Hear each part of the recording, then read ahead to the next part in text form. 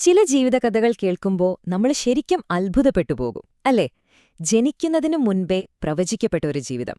വളരെ ചെറുപ്പത്തിൽ തന്നെ ലോകത്തെ മുഴുവൻ തന്നെ അറിവുകൊണ്ട് ഞെട്ടിച്ചൊരു വ്യക്തി. ഇന്ന് നമ്മൾ പറയാൻ പോകുന്നത് അങ്ങനെ ഒരാളുടെ കഥയാണ്. അദ്ദേഹം ജനിക്കുന്നതിനും എത്രയോ കാലം മുൻപേ അദ്ദേഹത്തിന്റെ വിധി എഴുതപ്പെട്ടിരുന്നുവെന്ന് പറഞ്ഞാൽ നിങ്ങൾ വിശ്വസിക്കുമോ? അതെ, സാക്ഷാൽ പ്രവാചകന്റെ തന്നെ വസീയത്തിൽ ഒരു വിശുദ്ധ പരമ്പരയിലെ 9ാമനായി അദ്ദേഹത്തെ അടയാളപ്പെടുത്തിയിരുന്നു. അദ്ദേഹമായിരുന്നു ആ 9ാമത്തെ പ്രകാശം. അപ്പോൾ നമ്മുടെ മുന്നിലുള്ള ചോദ്യം ഇതാണ്: വെറുമൊരു കുട്ടിക്ക് എങ്ങനെയാണ് ഒരു വലിയ സാമ്രാജ്യത്തെ മുഴുവൻ തന്റെ ജ്ഞാനം കൊണ്ട് വിസ്മയിപ്പിക്കാൻ കഴിഞ്ഞത്? നമുക്ക് നോക്കാം. അങ്ങനെയാണ് അദ്ദേഹത്തിന്റെ കഥ തുടങ്ങുന്നത്. ഒരു പ്രവചനത്തിൽ നിന്ന്.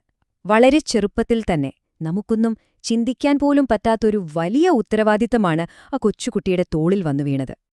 അദ്ദേഹത്തിന്റെ മുഴുവൻ പേര് മുഹമ്മദ് അൽ ജവാദ്. പക്ഷേ ആളുകൾ അദ്ദേഹത്തെ സ്നേഹത്തോടെ 2 പേരുകളിൽ വിളിച്ചു. അൽ ജവാദ്, അതായത് വളരെ ഉദാരൻ, പിന്നെ അൽ തഖി, ദൈവഭക്തൻ എന്നർത്ഥം. ഈ പേരുകൾ വെറും വാക്കുകളായിരുന്നില്ല, അദ്ദേഹത്തിന്റെ സ്വഭാവം തന്നെയായിരുന്നു. ഒന്ന് ആലോചിച്ചു നോക്കൂ. വെറും 8 വയസ്സ്. സ്വന്തം അച്ഛൻ രക്തസാക്ഷിയാകുമ്പോൾ അദ്ദേഹത്തിന് അത്രയേ പ്രായമുണ്ടായിരുന്നുള്ളൂ. ആ ചെറിയ പ്രായത്തിൽ അദ്ദേഹം ഒരു വലിയ സമൂഹത്തിന്റെ നേതാവും അന്നത്തെ ഏറ്റവും വലിയ പണ്ഡിതനുമായി മാറി. പ്രായത്തിലല്ല, അറിവിലാണ് കാര്യം എന്ന് അദ്ദേഹം ലോകത്തിന് കാണിച്ചു കൊടുക്കാൻ പോവുകയായിരുന്നു. അതിന്റെ തുടക്കം ബാഗ്ദാദിലെ തെരുവുകളിൽ വെച്ചുള്ള ഒരു അപ്രതീക്ഷിത കണ്ടുമുട്ടലായിരുന്നു. ഒന്നാലോചിച്ചു നോക്കൂ ആ രംഗം.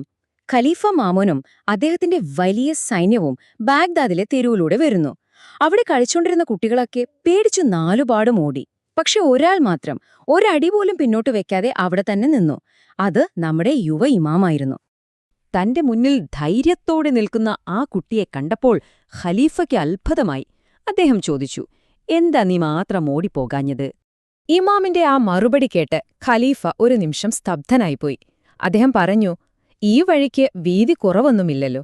നിങ്ങൾക്ക് സുഖമായി കടന്നുപോകാം. പിന്നെ ഞാനൊരു തെറ്റും ചെയ്തിട്ടില്ല, അതുകൊണ്ട് തന്നെ എനിക്ക് നിങ്ങളെ പേടിക്കേണ്ട കാര്യവുമില്ല." ആ പ്രായത്തിലുള്ളൊരു കുട്ടിയിൽ നിന്ന് ഇങ്ങനൊരു മറുപടി ആരും പ്രതീക്ഷിക്കില്ല, അല്ലേ? ആ കുട്ടിയുടെ ധൈര്യം ഖലീഫയെ ആകർഷിച്ചെങ്കിലും അദ്ദേഹത്തിന്റെ മനസ്സിൽ സംശയങ്ങൾ ബാക്കിയുണ്ടായിരുന്നു.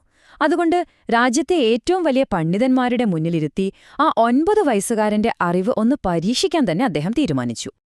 അങ്ങനെ ആ ദിവസം വന്നെത്തി. രാജസദസ്സ് ആളുകളെക്കൊണ്ട് നിറഞ്ഞിരിക്കുന്നു. ഒരു ഭാഗത്ത് സാമ്രാജ്യത്തിലെ ഏറ്റവും വലിയ പണ്ഡിതൻ, മറുഭാഗത്ത് വെറും 9 വയസ്സ് മാത്രം പ്രായമുള്ള ഇമാം. എല്ലാവരും ശ്വാസം അടക്കിപ്പിടിച്ച് കാത്തിരിക്കയാണ്. പണ്ഡിതൻ വളരെ നിസ്സാരമെന്ന് തോന്നുന്ന ഒരു ചോദ്യം ചോദിച്ചു. തീർത്ഥാടന സമയത്ത് ഒരു മൃഗത്തെ വേട്ടയാടിക്കൊന്ന ആളെപ്പറ്റി എന്താണ് പറയാനുള്ളത്? ഇത് ശരിക്കും പറഞ്ഞാൽ ഒരു കെണിയായിരുന്നു. പക്ഷേ ഇമാം നേരെ ഉത്തരം പറഞ്ഞില്ല. പകരം അദ്ദേഹം ചെയ്തതെന്താണെന്നോ? ആ ഒരു ചോദ്യത്തെ കീറിമുറിച്ച് അദ്ദേഹം ചോദ്യങ്ങൾ തിരിച്ചു ചോദിക്കാൻ തുടങ്ങി. അതും ഒന്നല്ല, ഒരുപാട് ചോദ്യങ്ങൾ.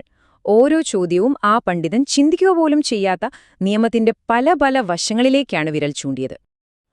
ആ ചോദ്യങ്ങൾക്കു മുന്നിൽ പണ്ഡിതൻ ഉത്തരം മുട്ടി നിന്നുപോയി. പിന്നെ സദസ്സിൽ നിന്ന് അല്ലാഹു അക്ബർ എന്ന വിളികൾ ഉയർന്നു.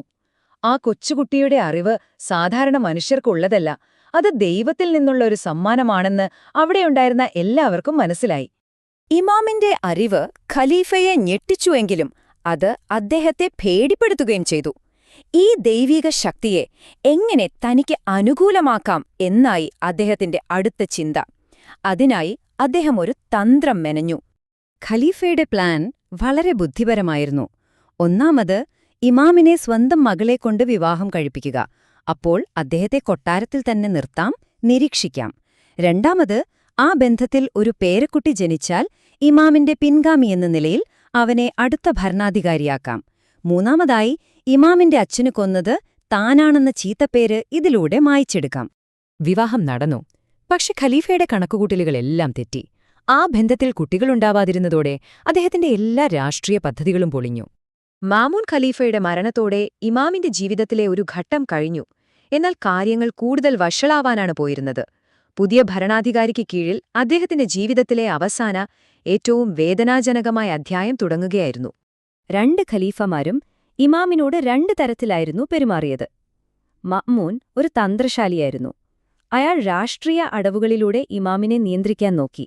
എന്നാൽ അതിനുശേഷം വന്ന മോത്തസിം അങ്ങനെയല്ലായിരുന്നു. അയാൾക്ക് ഇമാമിനോടുള്ള വെറുപ്പ് പരസ്യമായിരുന്നു. ഭീഷണിയും ബലപ്രയോഗവുമായിരുന്നു അയാളുടെ രീതി. ഇമാമിന് ജനങ്ങൾക്കിടയിലുണ്ടായിരുന്ന സ്വീകാര്യത പുതിയ ഖലീഫയായ മൂർത്തസിമിന് വല്ലാതെ ഭയപ്പെടുത്തി.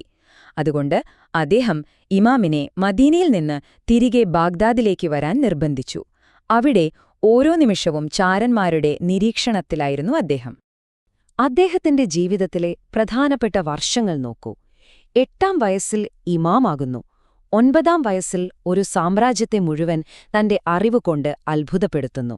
ഒടുവിൽ വെറും 25-ാം വയസ്സിൽ രക്തസാക്ഷിയാകുന്നു. എത്ര ചെറിയ ജീവിതം, പക്ഷെ എത്ര വലിയ സ്വാധീനം. 25. ആ ഒരൊറ്റ സംഖ്യ മതി അദ്ദേഹത്തിന്റെ ജീവിതത്തിലെ ദുരന്തം മനസ്സിലാക്കാൻ. 12 ഇമാമുമാരുടെ പരമ്പരയില് ഏറ്റവും ചെറുപ്പത്തിൽ ഈ ലോകത്തോട് വിട പറഞ്ഞത് അദ്ദേഹമായിരുന്നു.